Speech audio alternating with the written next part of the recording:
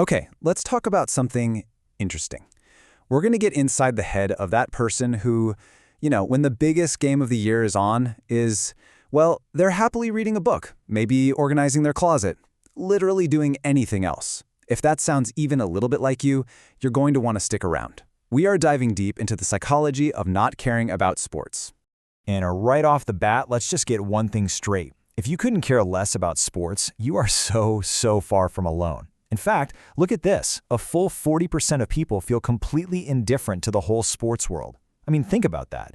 That's 4 out of every 10 people who are not glued to the screen on game day. So, does this sound familiar? You're at a party, maybe. Everyone's screaming, they're high-fiving, they're agonizing over some play, and you're just there, right? Maybe you're doing that polite nod, pretending you know what's going on, or maybe you're just counting the seconds until it's finally over. That feeling, that sense of being a total outsider, it is incredibly common. Yeah, so this one's for you, the other 40%. And we're going to explore this idea that not caring about sports isn't some kind of personal failing. Nope, it's actually a look into a really fascinating and just different kind of brain. Just picture it, right? The raw emotion, the cheers, the groans, the whole shebang. It's this huge cultural force. But for a non-fan, it can feel like you're watching some kind of strange, ancient ritual you were never invited to. So the big question is, what's really going on inside our heads on both sides of that divide? Okay, so to get why some people don't care, we first have to understand why so many people are, well, obsessed. So let's pop the hood on a sports fan's brain. Let's see what makes them tick.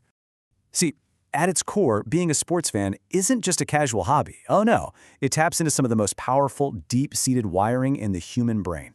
We're talking about our systems for reward and for social bonding. It is, and I mean this literally, a perfectly engineered psychological hook. And that brings us to this key idea called intermittent reinforcement. Here's the deal.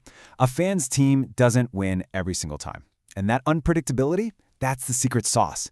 It's exactly like pulling the lever on a slot machine. You just never know when you're going to hit the jackpot, that incredible, thrilling victory. And that pattern creates this powerful, almost addictive loop in your brain. So really, it all boils down to 3 key things. First, you've got the pure brain chemistry. Every big play, every close call, that's a potent hit of dopamine. Then you've got the social stuff. Sports fire up these ancient, powerful tribal instincts to belong to a group. And finally, there's this deep personal connection, what psychologists call a parasocial investment. That's where you feel like you know the players, like you're part of the team's destiny. And all of that leads to one of the biggest psychological payoffs there is. It's a phenomenon called basking in reflected glory, or burging. Think about it. When the team wins, what do fans say? They say, "We won." Not they won, we won. That victory literally becomes your victory. And man, is that a powerful boost to your self-esteem. Your identity gets all wrapped up in the team's success. Okay, so if that's what's going on in the fan's brain, what about the non-fan? What does that brain look like? And this is key. It's not a system with something missing. It's a system built on a completely different blueprint. All right, let's compare. Where the fan brain just loves that unpredictable slot machine-style reward, the non-fan's brain, it often prefers a totally different model.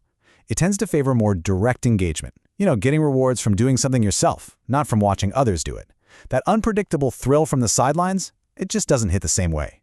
And what about that whole social connection piece? For non-fans, it's not that they lack empathy, not at all. It's about a different allocation of that empathy.